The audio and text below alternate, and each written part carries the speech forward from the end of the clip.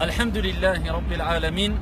Pour entrer dans le vif du sujet, je vais vous exhorter concernant un sujet important qui n'est autre que les 10 dernières nuits.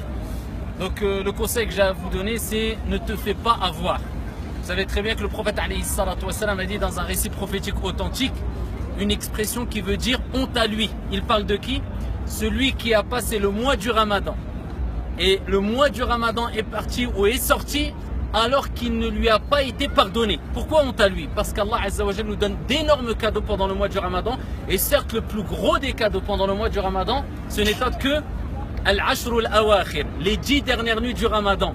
Le prophète alayhi salatu wassalam, comme il est relaté dans Sahih Muslim, comme Aisha radiyallahu anha wa ardaha nous l'a rapporté, quand rentraient les 10 dernières nuits, il évitait tout rapport sexuel avec son épouse et en plus de cela, il réveillait sa famille pour prier la nuit. Et dans un autre hadith rapporté par Muslim, Aisha radiyallahu anha wa ardaha a dit: il n'y a pas de nuit où le prophète alayhi salatu wassalam a fait plus d'efforts que les 10 dernières nuits du mois du Ramadan, alors que ses péchés passés et futurs étaient pardonnés.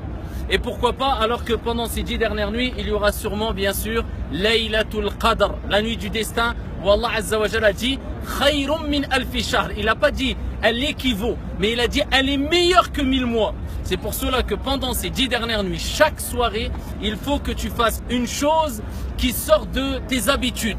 C'est-à-dire que tu fasses de cet acte d'adoration pendant ces 10 dernières nuits une habitude dont tu n'as pas l'habitude d'accomplir pendant les autres nuits. Tous les soirs, essaye de donner une aumône. Tous les soirs, pendant ces 10 dernières nuits, essaye de nourrir un pauvre. Tous les soirs, essaye de prier le minimum, 2 unités de prière. Toutes les nuits, eh bien, le dernier tiers de la nuit, essaye d'augmenter al-istighfar, la demande de pardon pour Allah Azza wa Jal.